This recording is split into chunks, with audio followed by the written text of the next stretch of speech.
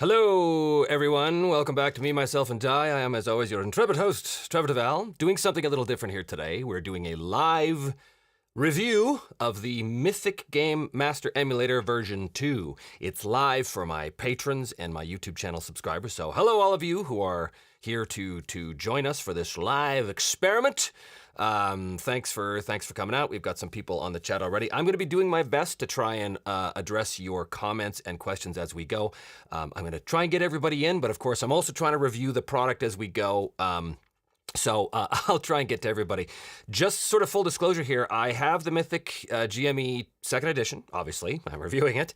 I haven't gone through it with a fine-tooth comb yet, but I've done a sort of cursory overview. So as we go through it, we are going to hear my thoughts on what I think works, on the organization of it, and mostly just sort of the general content about it and whether or not you think that it would be useful to you in your games, whether that's solo or running for a proper group. So yeah, I'm going to do my best to kind of go through this. I'm not going to be going through every little piece of it because it's a big book. It's got like, I don't even know, 300 pages or something, which sounded really daunting at first, considering that the first edition was so tiny, so compact. But you have to understand that this version of the game, or of the emulator, I should say, it's not really a game, compiles a lot of old material, like from the variation supplements and the stuff from the magazines and stuff. So it's chock full of a whole bunch of options here. So it's not like you have to use everything. Those of you who have listened to me talk about this before, I believe that when you're randomly generating stuff, you don't want to have too much at your disposal, because if you do, you get choice paralysis, right? So this product, I think kind of splits that difference quite nicely. So let's have a look at this. Before we get started with the review itself, let's just say hello to our people on the chat. Hello, people. Hello, people. I hope you're all there. Hope you can all hear me, and it looks like you can. Okay. Ryan says, curious to see how you feel about the more comprehensive tool set, since you tend towards the more minimal original implementation of the GME. Yeah, that is my overall preferred thing, is sort of less is better. But we'll go through it. We'll go through it, and we'll see what I think about it as we go. And there we go. There we go. Some of you are asking questions that I don't recognize a reference to, so obviously you're asking questions about something that I haven't got to yet. So we will try and get to all of that. So we shall dispense with the introduction. But let's just have a look here at the table of contents, because there's a whole lot of pages. So this bit here, this is obviously the oh my, whoops. There we go. I don't even know how to use this damn thing. I hit the wrong button, didn't I? Yeah, so this bit here, this is the introduction. This obviously tells you everything you need to know about how the thing works. Overall, I do want to start by saying that what was so great about the original version was that it had great examples in it. And this version really follows in those footsteps. This thing is chock full of examples. And it's not just great examples, it's examples drawn from every gaming genre. So you've got horror examples and fantasy and modern stuff, and it's just great. So I love examples, especially when the examples actually are correct. There's so many games where the examples don't jive with the rules you've just read. It's really bizarre, but this one seems to be pretty good. So lots of examples always eases understanding, I think. And then we go into fate questions. We talk about what that is. Of course, the fate question is the heart and soul of this whole system. We'll get into that in more detail. And then random events. It's the other part of the beating heart of the system. There's a couple of little, I don't want to say changes necessarily, but interesting adjustments that have been done here to kind of make it more organized, I think. So that'll be cool as we get through. And then we've got scenes. What's really cool about this one is they go into great detail about altered scenes, because in the first version of the game, altered scenes were kind of a little nebulous to my liking. Like, I wasn't exactly sure. There wasn't a ton of guidance. Well, that has been fixed with this version. There's lots of guidance on exactly what an altered scene is as opposed to an interrupt scene, and how to approach it. In fact, there's a couple of very specific ways to approach it, which I think is interesting. So we'll we'll get through that. And this here, the big scenes example, the thing I remember about the first version of this supplement was at the very end there was something called the big example, where they go into, huge detail using all the aspects. Well, that happens at the end of every major section in this book, which is great because, again, it just reinforces how this all works. So pretty cool. And then, of course, we get into variations. And as I said, this is where the bulk of the book actually comes. This is a compilation of all the things that have been published, as far as I know, about this emulator over the past 10, 15, 20 years. Has it been 20 years already? And yeah, all kinds of stuff. Now, this is the part that I haven't got into, and I will confess I don't know variations as well as I know the main game, so I'm going to be discovering this with you as we go through it. And again, I'm not going to go over every aspect. That would we'd be here all night. And then another big example, and collected tables and sheets. This is very, very, very handy to have everything collected right at the back. So if you need the fate chart or you need random events focus table, it's all there. You flip to the back and boom, there you go. When I'm running a game using the emulator, I tend to print off a copy of each table that I need separately and just put it aside just so I know exactly where it is so I don't have to flip through any kind of books. Okay. So let's see where we're at here now. Hello, all the new people. Hello, all you new people have joined us here. Here we are. Yes, I do think it has been 20 years since the first edition. That's amazing. Where does the time go, I wonder? Okay, so this is the introduction. I'm not going to go over the introduction because, if you don't know what role-playing is, then why are you here? Also, this introduction talks about the difference between solo role-playing and group play. And again, just to reiterate, this is a product that is useful both for your solo games and for your traditional group games, be they on virtual tabletops or otherwise. I have successfully used the first edition of this game with the solo stuff that I've done on the channel here. But I've also used it very successfully with a traditional group, whether that's using it in real time as I'm GMing, or whether it's using it to develop adventures beforehand. It's really, really good at that. Okay, where are we here? Mustafa says, excited to hear your thoughts. Also wish we could dump you some super chats in here. Might not be doable in an unlisted vid. I don't think it is, but you can always put a super thanks on the YouTube page when it goes up, which of course I'd very much appreciate. But no obligation on your part whatsoever. Okay, so we will get through the introduction bit because we want to get into the meat of it. Just generally with the introduction, everything is laid out quite well in terms of its organization, so you can things tend to flow into one another very logically, which is always, again, it aids comprehension. Where are we here? The terms you need in this game are all listed right here. We go. Chaos factor, characters, what is a D100? What are fate questions? All this stuff, very, very, very useful. Okay, and then interpretation, just all of the basics. It's just a great introduction to all the basic stuff. Again, I'm not going to go over it because I'm assuming that we all kind of know that. What I really want to focus on here is the differences between this and the first edition. So here we have the fate questions section. This is all pretty much the same. Largely, the way you do it is follow your expectations. That's actually huge, and that's something I'm always counseling is follow your instincts when you're interpreting things. Typically speaking, your first gut reaction is the one you want to go with. Not always, but as a rule of thumb, your first one is what you want to go with. Follow your expectations. Should this expectation be tested? If yes, then ask a fate question, and then you determine the odds. We'll get to the odds chart in a second because it's been streamlined a bit. And then fate chart or fate check. I think fate check was something that was brought up in variations.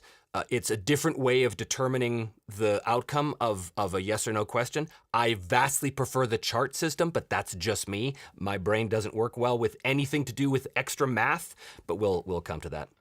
Roll to determine your answer, to interpret the results, and then continue. That's basically how the whole emulator works. This section right here, this thing, that's the core of it right there. Okay. So then we get to the fate chart. Now, what is different here? Okay, well, the chart itself is different. If you have a look here, you can see that it's been streamlined quite a bit. Oh, Willona's Cave, thank you for your content and for demonstrating to the public that solo RPG can be fun. Well, thank you for being a channel member, Willona's Cave. Good to see you here. And that goes for all of you Patreon members as well. So the fate chart here used to have a whole bunch of possible odds, right? I forget how many, but there was something, maybe like 8 on either side of 50-50 here. This is a little different. This is just 4. You've got certain, nearly certain, very likely, unlikely, and then 50-50, and then unlikely, very unlikely, nearly impossible, and impossible. When I first saw this, I went, ooh, but I need all those options. But then when I was honest with myself and I thought, you know, how many times in the 2 seasons of the main show here on the channel that I used the Mythic chart, because the second season, of course, was Ironsworn, which has its own way of determining things. How many times did I really, really, really use all of those possible odds? And the answer is not a lot. To be absolutely realistic and to be honest, the vast majority of cases, I think, if I go through in my mind and remember, the vast majority of cases were, that's somewhat likely, or that's very likely, or that's a near sure thing, were kind of the main ones. All of the other ones didn't quite make it in. So when I see this revised chart, I'm like, actually, yeah, that makes sense.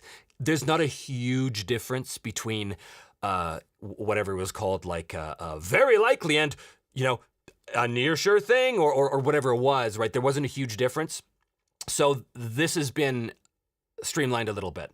Certain, near certain, very likely, and likely. Now, for those of you who don't know how this works, as I said, this is kind of the core of everything here. So let me just have a check on our Patreon page. Okay, and we're good there.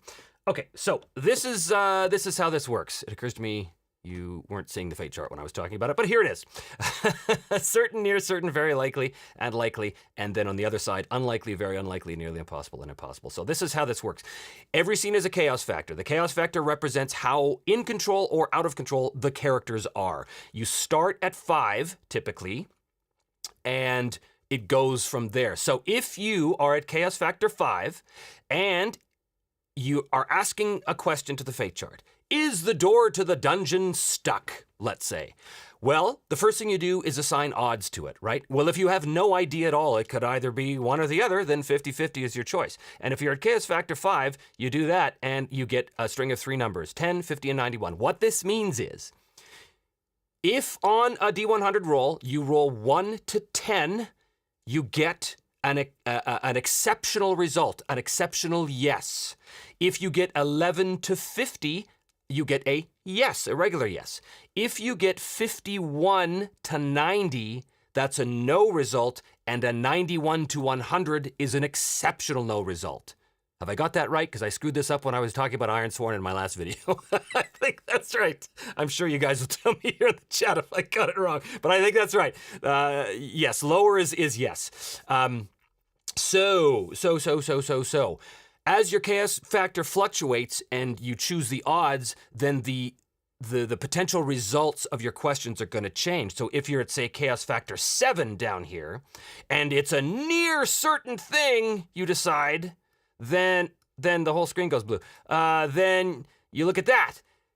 And now on chaos factor 7, when it's nearly certain, a 1 to 19 is an extreme yes. 20 to 95 is a yes. 96 to 99 is a no. And a 100 is an exceptional no. So as you can see, as the chaos factor goes up and the odds go up, obviously the chances of a yes vastly improve. What that's designed to simulate is how things become chaotic and more possible. That is the actual definition of chaos, is all things are possible at once. If you've ever read any Michael Moorcock, you'll know what that description. But so this is the simplified version of the chart.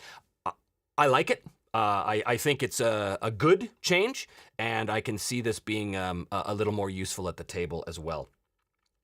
Mustafa says, I like that the odds step 5 points at a time. If you happen to need more steps, you can add or subtract to figure out the values. 5 points at a time. I guess they do, but if you look at something like Chaos Factor 2 with very unlikely, you get 7, 35, and 88. So that is that's not increments of 5. I'm not sure if that's what you're referring to, Mustafa, or not, but in any event, that is the chart.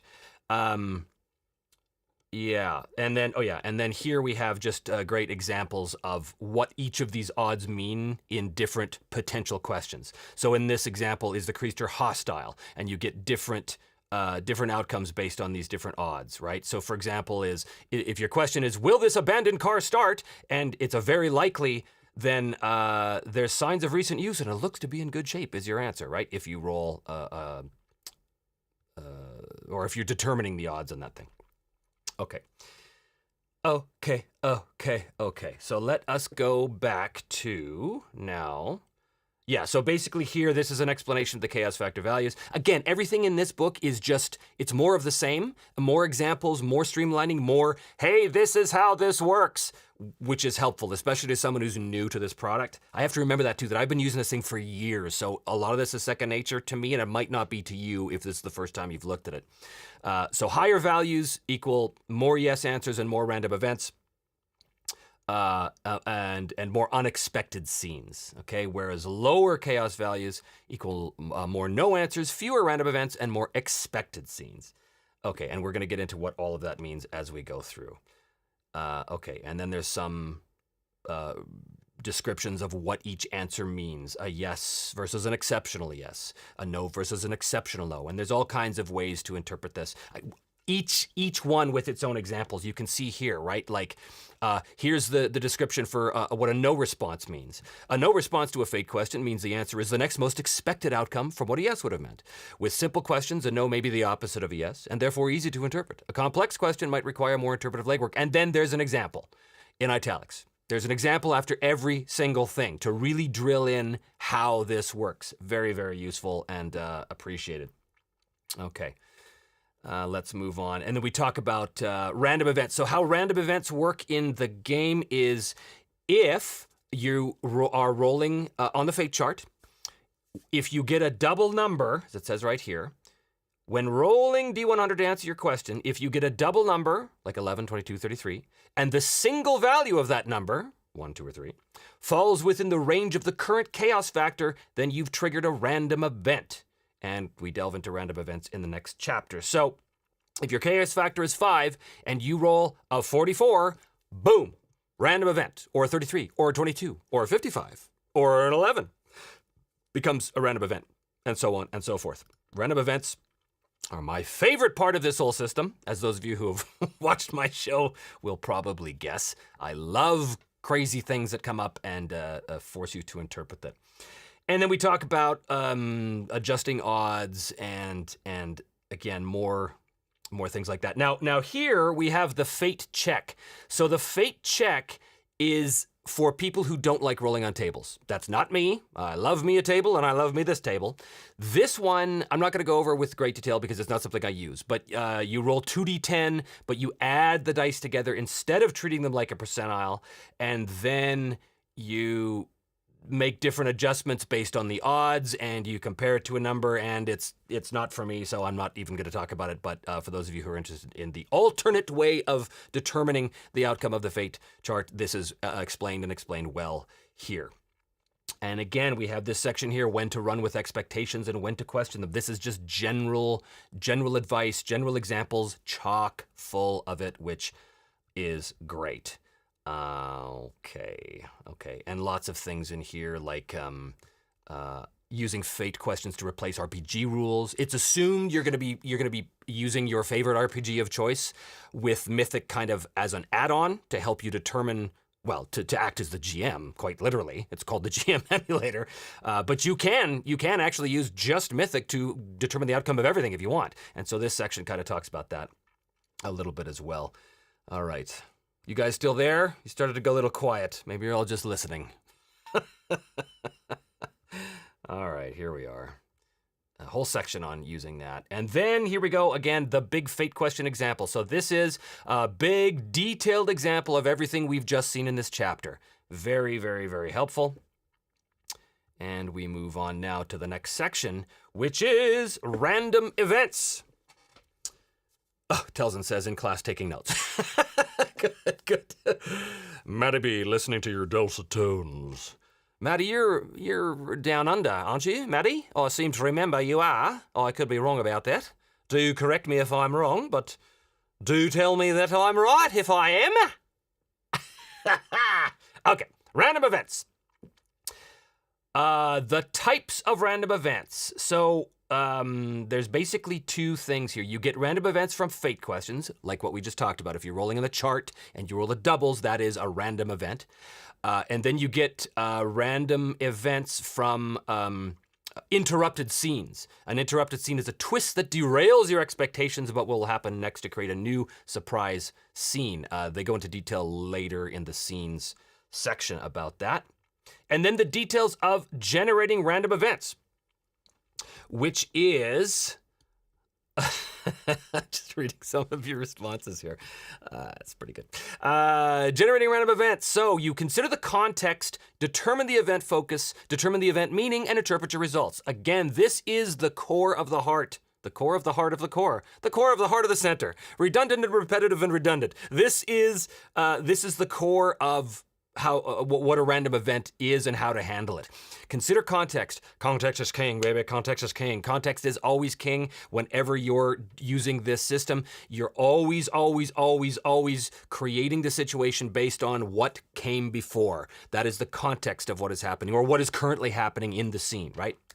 That is a number one most important thing. Consider the context, because that is going to go so far in determining the meaning of these numbers and words you're rolling, right? It's going to really help with interpreting what that means. You determine the event focus, and then you determine the event meaning and interpret your results. So the focus is what we're going to get into in detail here. It's basically, is it going to be about a PC thing? Is it going to be about an NPC? Is it going to be introducing a new thread? All that stuff. And then you determine the event meaning and you interpret. But again, this is stuff that those of you who know the system will be very familiar with. There's not a huge amount of changes here in terms of that.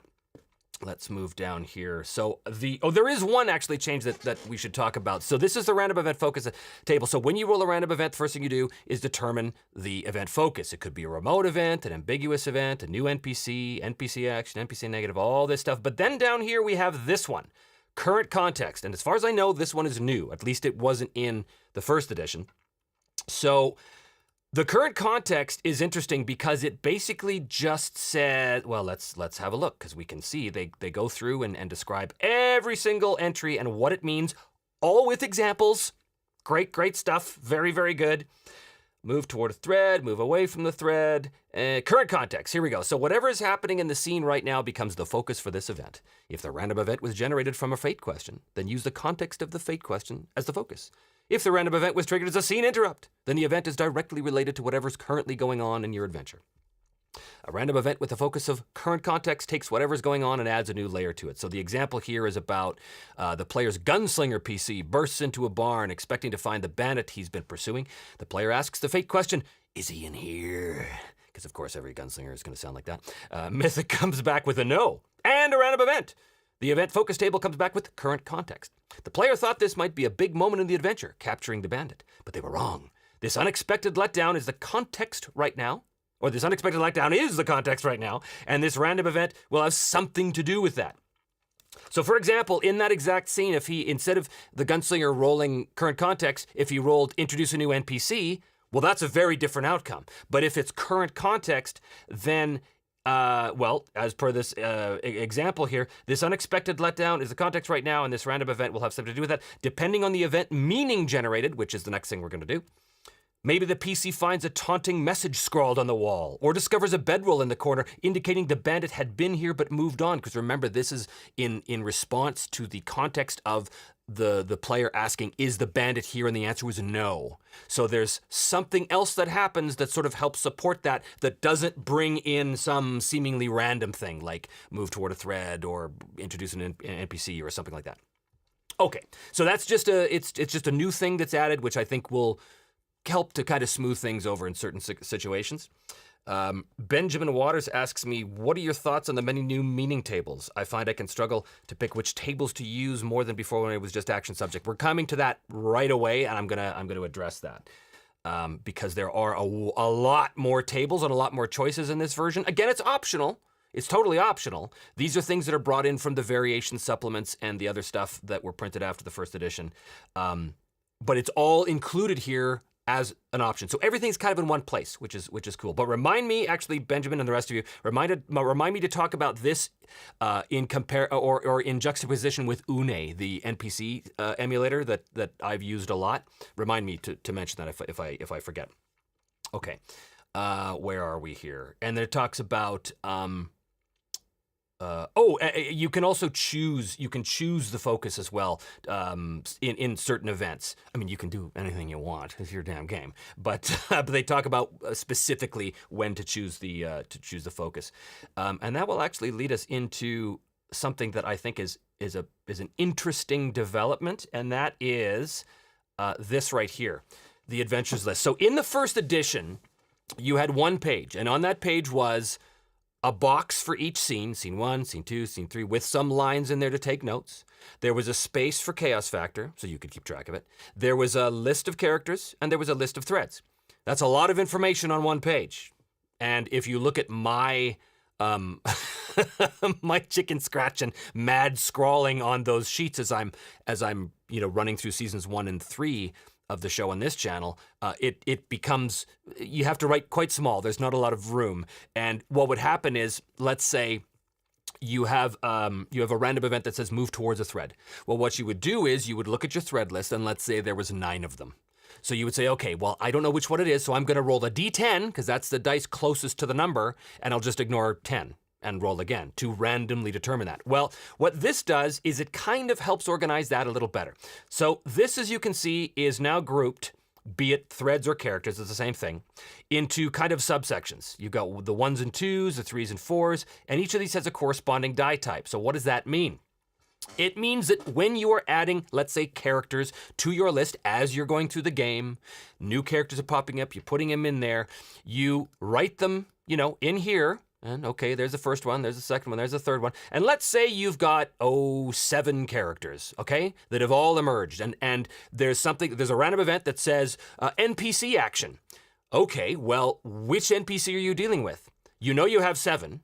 So in this organizational system, you look at where the last one is. In this case, it's right there, number 7. And you go, oh, look at this. It's either going to be in this group or in this group. So you roll a d4. And depending on which number comes up, that's the subgroup that you can roll on. Now, why is that important? Why is that different or better necessarily, or possibly, than just, there's 9 characters, so I roll a d10? Because here, built into this system now, we have the option to choose the character or choose the thread. So as I said, let's say there was 7 characters on here, okay?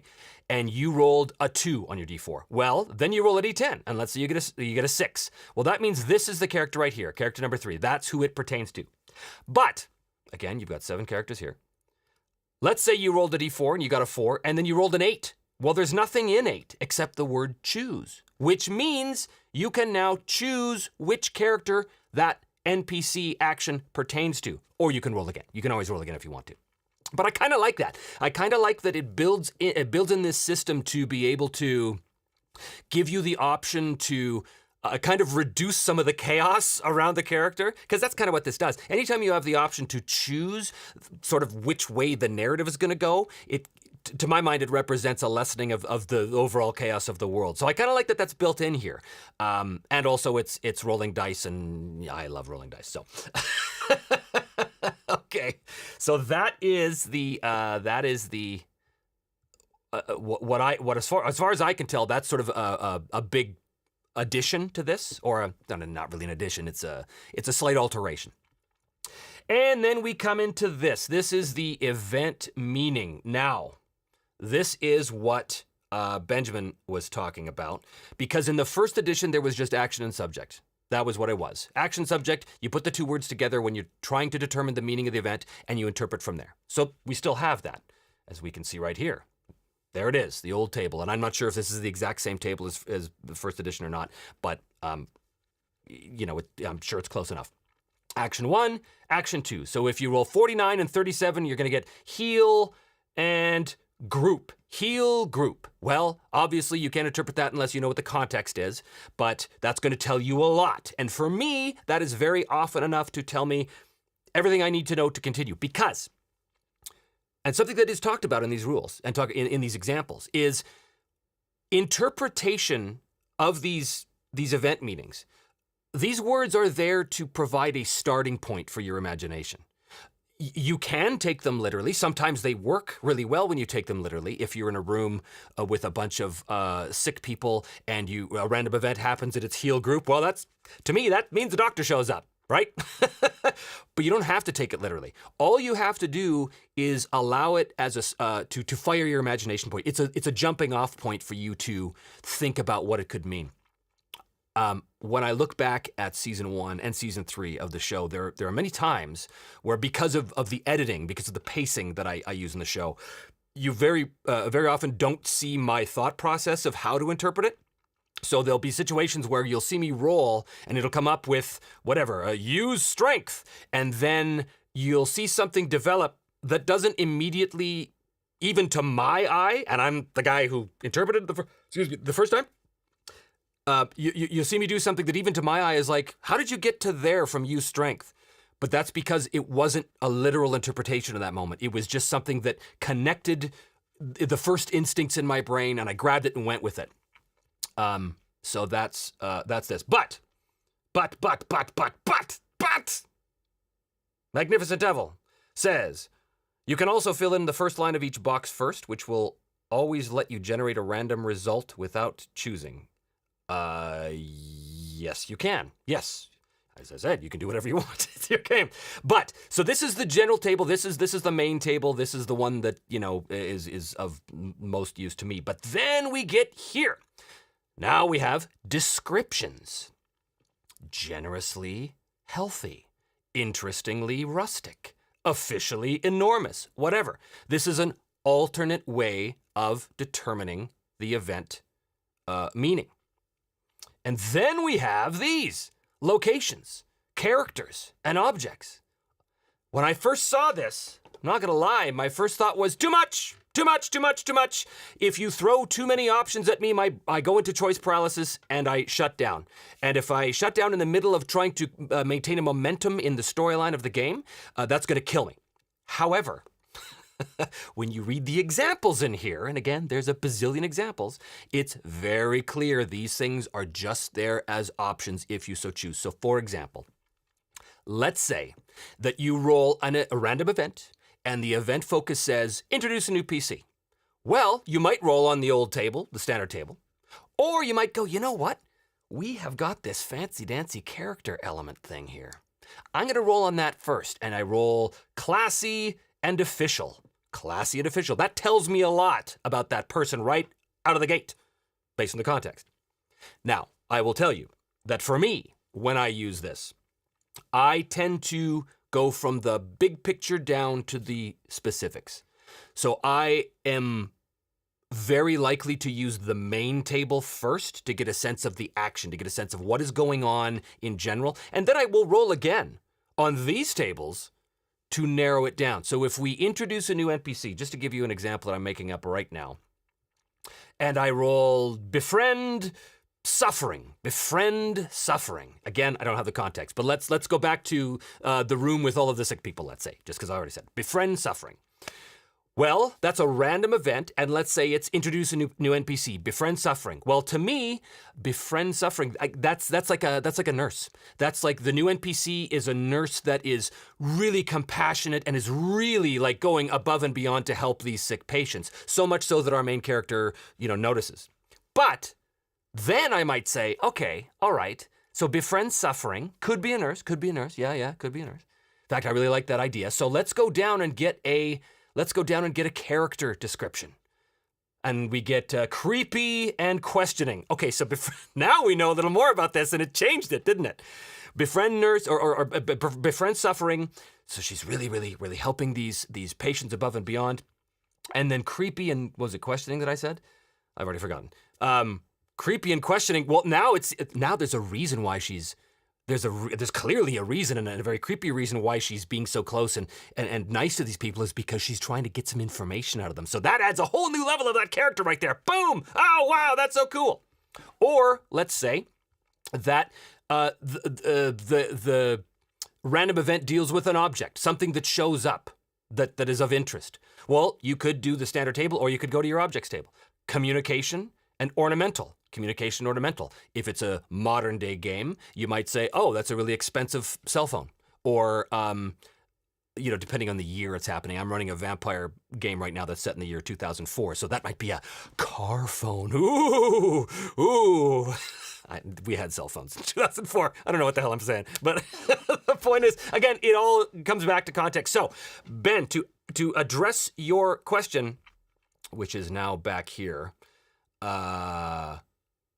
you said that I find I can struggle to pick which tables to use more than before when it was just action and subject. I understand that. I get it. Again, these are just options. I would stick with the core table and then build out from there if I needed to, Anyway, so that's all I have to say about that. Okay, where are we here? All kinds of good stuff, and then rolling for meaning. Yeah, just examples, all kinds of good stuff here. And then we talk about interpreting the event through the lens of expectation, and if you need more information, and mining for meaning. That's something I do all the time. So the example here is, another way to figure out what a random event means when you're stuck for interpretation is to do another meaning roll to see what additional information an extra pair of words suggests to you. So those of you who've watched my show know that there's many, many, many times where I will just out of the blue go, what is the nature of this thing? What is the nature of this? Oh, Simon of Argoston stumbles across a strange, for some reason it's a strange, I don't know, marking on a tree. What is the nature of that? And then I go to the chart, and that chart gives me 2 words. Boom. Now I could use the object chart, or I could use the descriptor chart, which is one of the new optional ones involved here. The point is those charts are there as options. So for me, I always stick with the main, but I know that I'm supported with the other ones if I want to change my mind. Change my mind. Anyway, okay. Let's have a look at our comments over here and see where we're doing, or see what we're doing.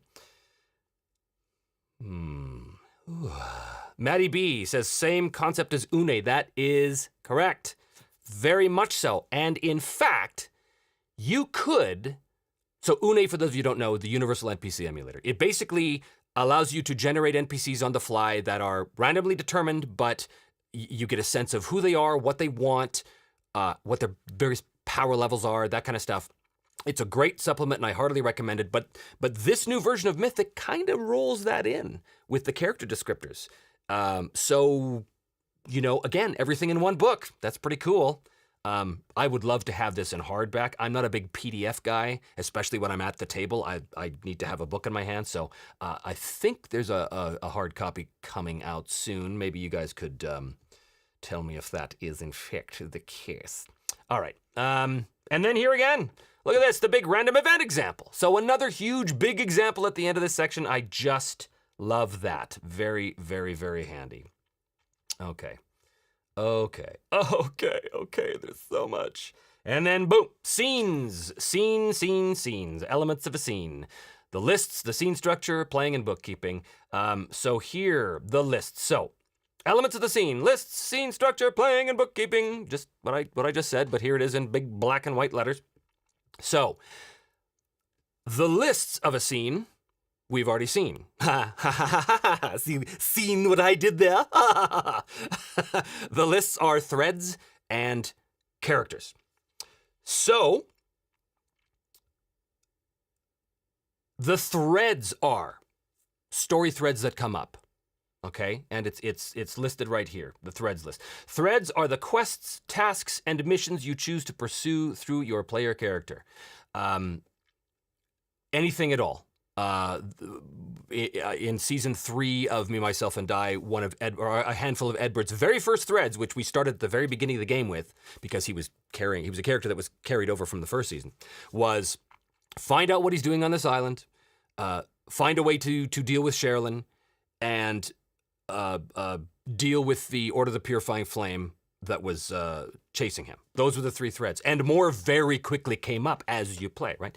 So you list your threads as you go on that handy-dandy list, which is all now grouped, which is kind of cool. Same thing, if you roll one on that list that doesn't have anything, you can choose the thread. And then we have the characters list, exact same thing. Characters are typically people. They don't have to be. They could be locations. They could be groups. And they could be objects, as long as those objects have some agency of their own. Like, for example, in season 3, the soul cage was a giant important object in the whole season, but it didn't really have agency on its own, so it wouldn't have gone on the character list. In my choice, maybe if you were running it, you would have put on the character choice. That's the beauty about this thing, is you can tailor it to however you want. And then we talk about scene structure. This is just basically for people who've never done this before, how to start a scene, whether it's an inspired idea like I had when I started season 3. Actually, let's talk about this a bit, because in season 1 of the show, Simon of Argostan, his first scene was determined randomly. It was determined via a random event and meaning tables, okay? I had just built the character randomly, and that gave me a lot of context. And then I rolled a random event, and that put him in media res. It put him in the middle of the action trying to save his friend from being executed. And that started the whole season, 22 episodes later. In season 3, it was a little different. In season 3, I started with an inspired idea. And the inspired idea was, wouldn't it be cool if Edward wakes up on a tropical island with no memory of how he got there? And that's all I knew. That's all I knew. And I loved it. I kind of love season 3 the most. I'm not going to lie. I think it could be my favorite. It could be my favorite season. But that's beside the point. That's beside the point. Okay, here we are. Where are we? Random events. Oh, yes. And then here you have, again, just a different way of starting your first scene. You could ask the 4 W's, who, what, when, where, why. And you can just roll 4 times and try and put that stuff together. That's just for starting your scenes. You can get into the details of that as you read the book. We talk about expected scenes. So as you're playing the game, you go through the scene, and then what happens next? Well, what happens next is predicated upon what you, the player, think is the expected thing to do. Okay, well, I've just killed the orcs. Now, the expected thing is going to be to go into the cave, or I've killed the trolls, let's say, to take an example out of The Hobbit. We've just killed the trolls, and the next scene is to go into the cave where they were lairing and explore it. So the expected results there might be, well, we'll probably find some kind of trinkets or something they consider treasure, but not that impressive, okay? So it's at this point that we test the expected scene. What this means is, we know what the expected scene is. We've just killed the trolls. We're going to their lair. Now you roll a d10 against the chaos factor. And if you roll above the chaos factor, then the expected scene starts exactly how you thought it would. We walk into the cave, and we find really nothing of interest, a few gold coins, let's say. But if you roll equal to or less than the chaos factor, then your expected scene changes in some way. And how does it change? Depends if you roll odd or even. If you roll an odd number within the chaos factor, it is an altered scene. And if you roll even with the chaos factor, it is an interrupt scene. What is the difference? Well, we go into a lot of detail about what these are, but basically, an altered scene it's like the expected scene, but just 1 or 2 elements have just been slightly adjusted, okay? So for example, the party, the dwarves and Gandalf and Bilbo have killed the trolls. They're going into the cave, and the chaos factor is at 6, and they roll a 3. Oh, well, that's an altered scene. Well, maybe the alteration is, well, you know what? We expected to find nothing, but I think we find something. I think there's something of interest here. And maybe then we do our roll for description. And what does it come up with? Oh, it comes up with a couple of swords, Glamdring and Orcrist. Oh, looks like Tolkien was using this product. And then, of course, we have the interrupt scene. The interrupt scene is something that comes out of left field that you're not seeing coming whatsoever, and literally interrupts the action. It becomes its own scene. The altered scene is still your scene as you expected it, but with just a slight alteration, hence the name. And the interrupt scene is, pow! Where did that come from, right? Okay. So what I like about this version is altered scenes get a lot of treatment in this second edition where they really didn't get it in the first edition. The first edition, I found the altered scenes were a little nebulous, a little like, I'm not exactly sure how to handle that, but no more. Here we have all kinds of strategies to deal with altered scenes. The next expectation versus a tweak versus ask a fate question, or look at the meaning tables for inspiration, or look at the scene adjustment table. This is a new thing. So if we go down here, the scene adjustment table basically means it's a randomized tweak. So you roll a d10 and consult the scene adjustment table to see what element changes in your expected scene. Remember, this is an altered scene. So let's say that the Bilbo rolls against his chaos factor, comes up with an altered scene, and he decides, let's do scene adjustment. And he rolls a 6. Well, that's add an object. And the object is, and we roll on the table. Or we maybe just think, I think there could be a magical sword in here. Ha ha ha.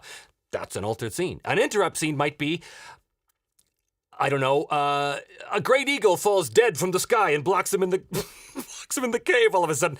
That's why I didn't write The Hobbit. That'd be a really stupid outcome.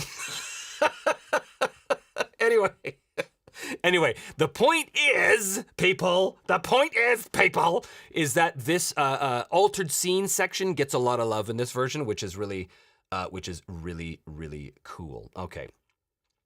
And there's descriptions here of what each one means. Add a character, increase an activity, all that kind of stuff.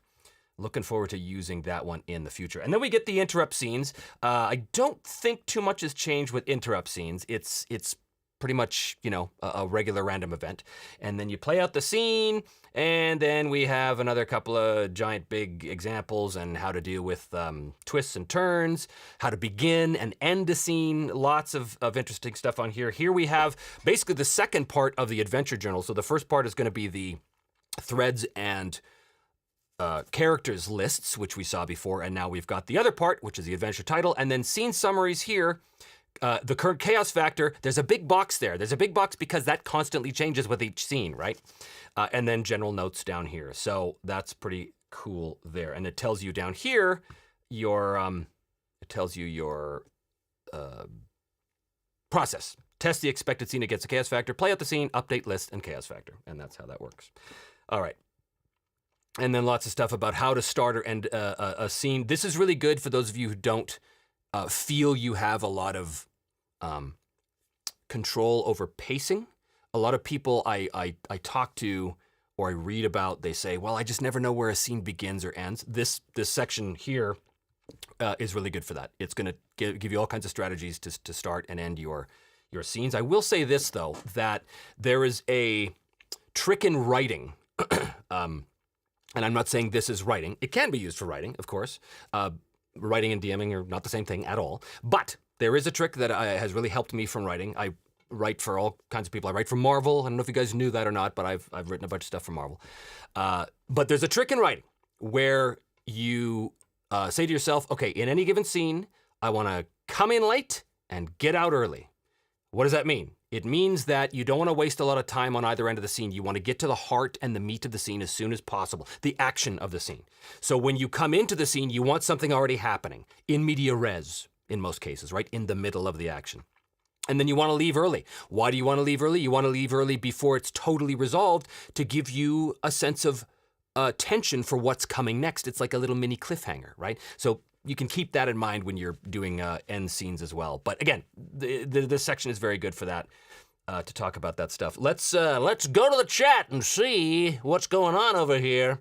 There's lots of stuff happening, and I don't want to feel like I'm ignoring you guys. But like I said, I am trying to do all this stuff at once. So where are we here? All right. Magnificent Devil says, Officially Enormous was the name of my band in college. Great. Okay. Telzen asks, does it have a motivation table like Une? I don't know. I think it does. Not in anything I've seen here, but it might have one later when we get to the later sections. Kevin responded to that, I think. Mustafa says, my favorite new table is the name table. You combine random sounds and words to make a new fantasy name. Is that in here? I haven't even looked at the latter half of this book yet. So if that's awesome if that's in here. That's fantastic. Okay. There is a hardcover coming or happening, which is great. We hope in February, which is always good. Tana, the author, I'm always willing to accept a hard copy, just so you know. All right. Oh, Magnificent Devil's responding to my Hobbit example.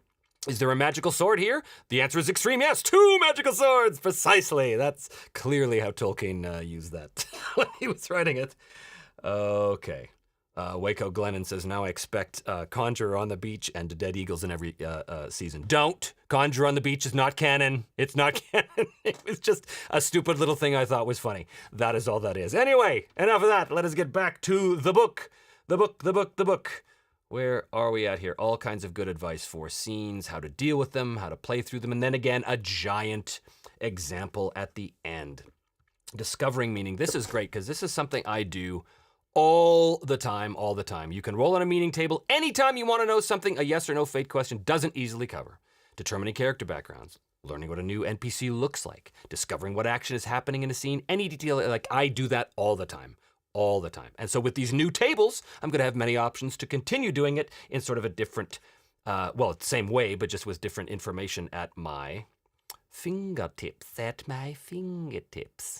Okay, so now we get into spots that I'm not quite as familiar with here.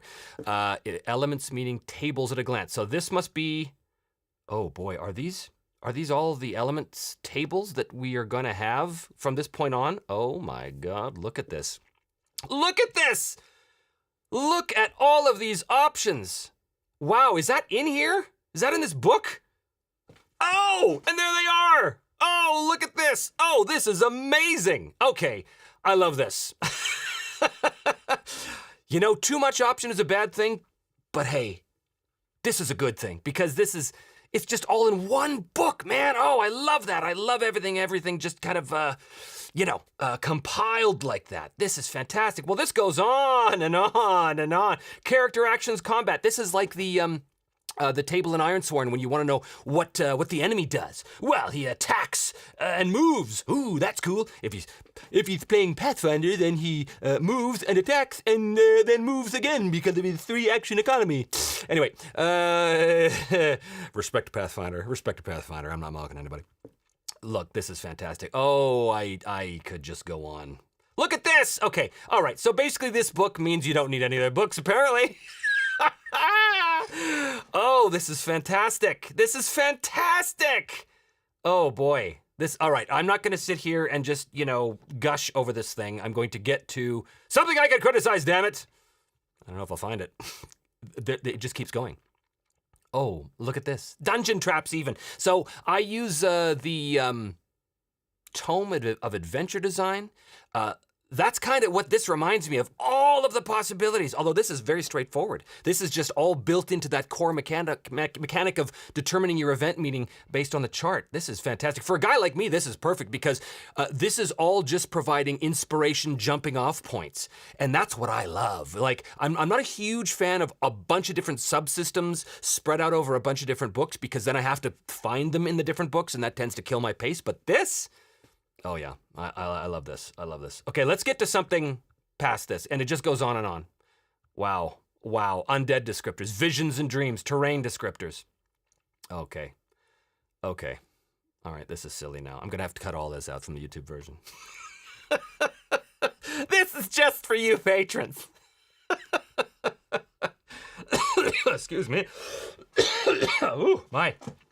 All right, let's get to some questions here from the gallery. Steven says that is exciting about altered scenes getting a better treatment. That was one of the places where I would get bogged down when I first started using Mythic. Me too. Yeah, me too. I had the same thing with altered. I was like, okay, but do I roll a new event or not? I don't think I'm supposed to. That's not the case here. This is very, very clear about how to treat altered scenes versus interrupt scenes. That's very good. Tells and sees, I see character identities, motivations. Yeah, it's all there. This is amazing.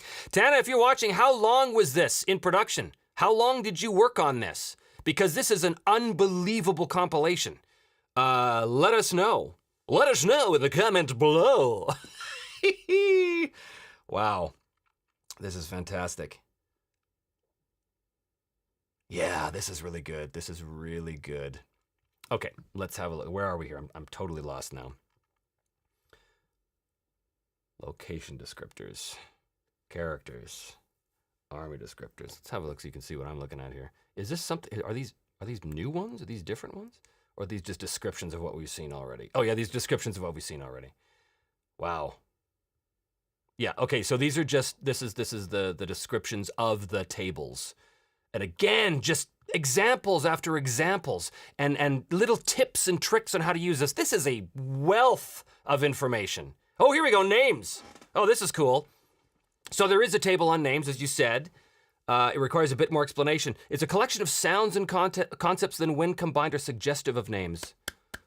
I need to see this. I need to see this. Let me go back and see if I can find the names one, because that is super, super cool. And it also reminds me of something that I did years ago when I was playing my friend Ross's game. He had a big, giant, awesome homebrew world, and I said to him, I want to be a character from this island. What is this island here? And he had no idea. So I said, let me design the culture of the island. And not only did I design the culture of the island, I designed its language using phonemes.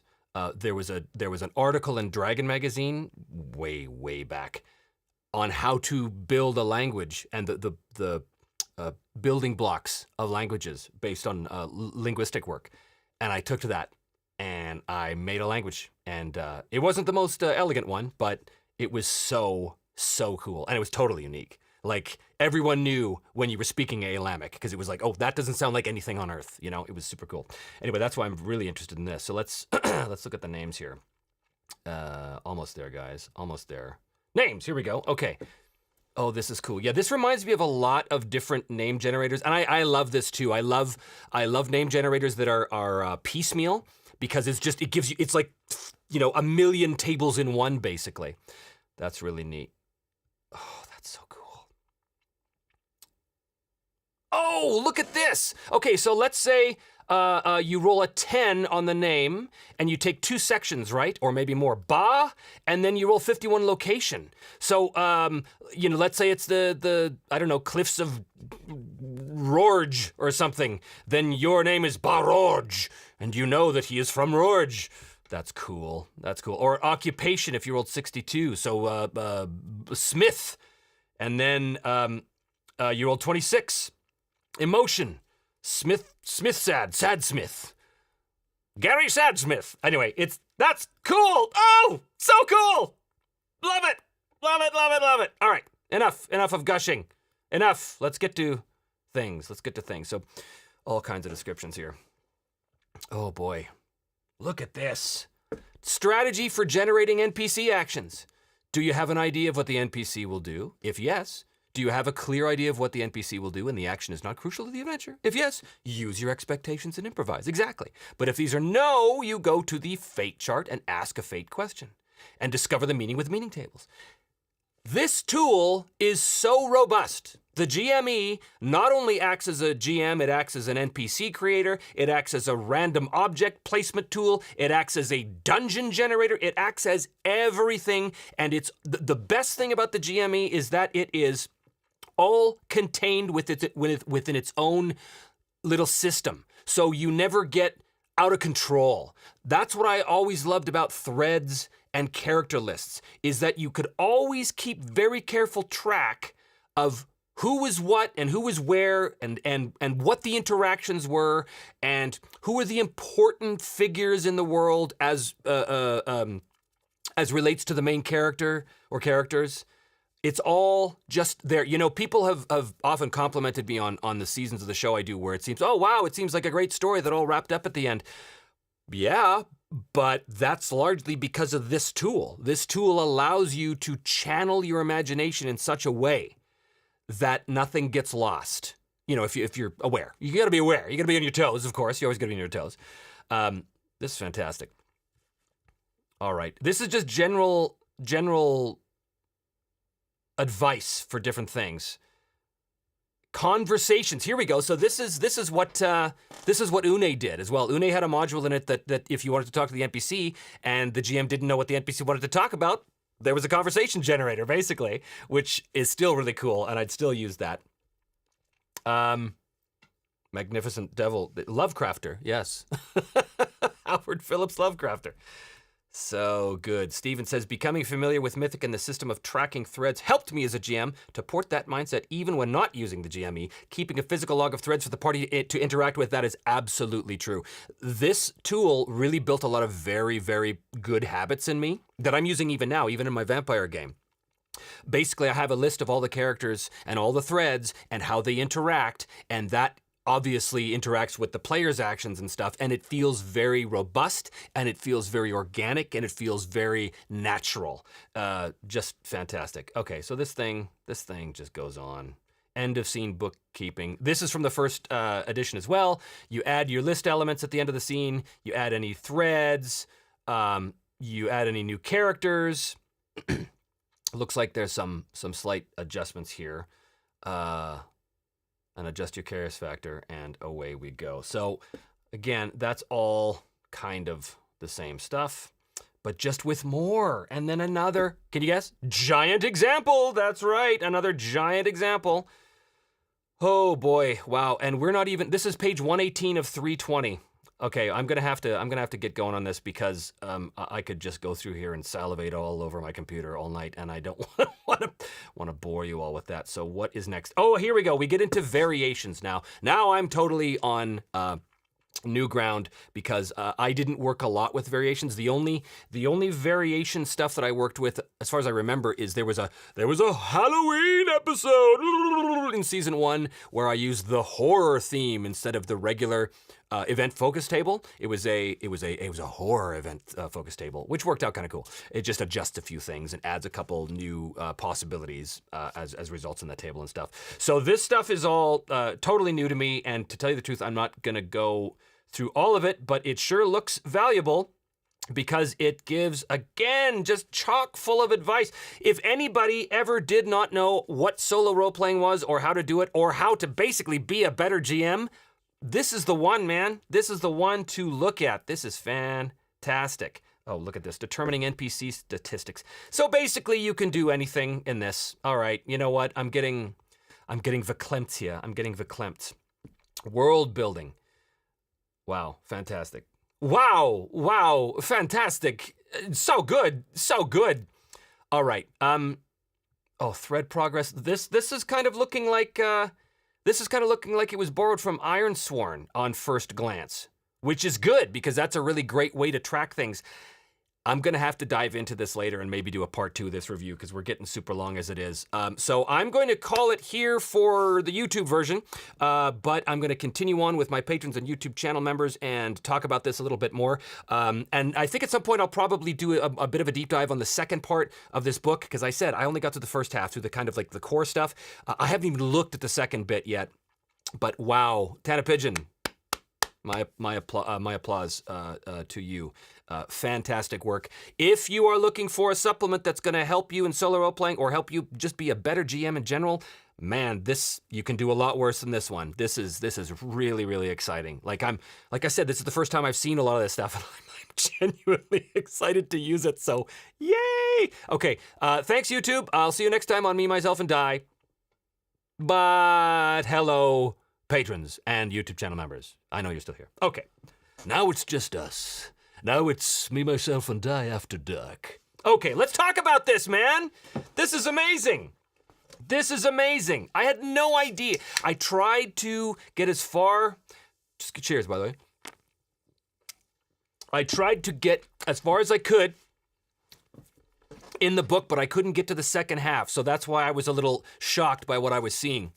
Oh, wow, seriously, this is great. All right, let me go back and see if I've missed anything here, because there's a lot of comments, and I'm sure I missed. You knew. I'm sure I missed some things. So let's go back here. Thomas Rani, I love the addition of progress tracks for scenes. What are the better Ironsworn tools? So I was right then, right? That's exactly what that is. That's kind of great. That's kind of great because I really dug the progress tools. It took me a while in Ironsworn to get used to it. A lot of Ironsworn, it took me a while to get used to. It's a very kind of backwards game if you're coming from a more traditional mindset, but by the end of that season, I was like, oh yeah, no, I really dig this. And Sean had sent me the new Starforged. I have it over here too. I might build that into a storyline with the current characters of 5 Parsecs from Home. We'll see. I have so many things on the books though that's way backlogged, so I don't have enough hours in the day to do it all. But anyway, I love that there's some Ironsworn mechanics in here. That's great. Okay, where are we? Steven, I plan to pick up the PDF of this, and I think I read in the comments of Drive-Thru that doing so can provide you with a discount when the print-on-demand becomes available. Oh, that's cool. I like having both formats. Me too. PDF is very handy, especially if you want to print stuff off.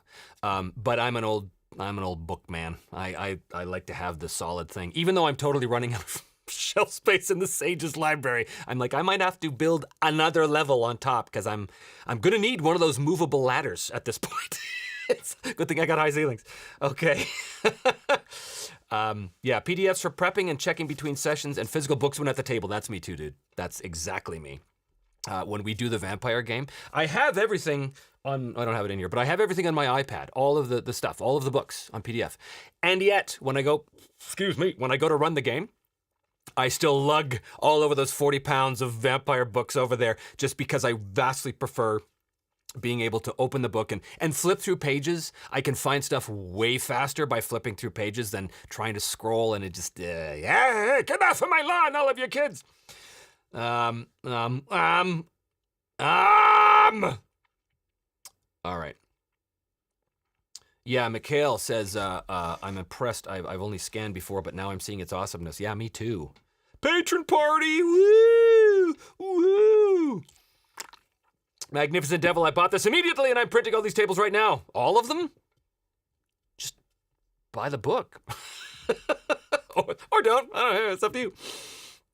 Maddie B, great overview, Trevor. Like you haven't got to part 2 in the book yet. Yeah, I'm gonna have to do a second review on this. I'm gonna have to call this one part 1.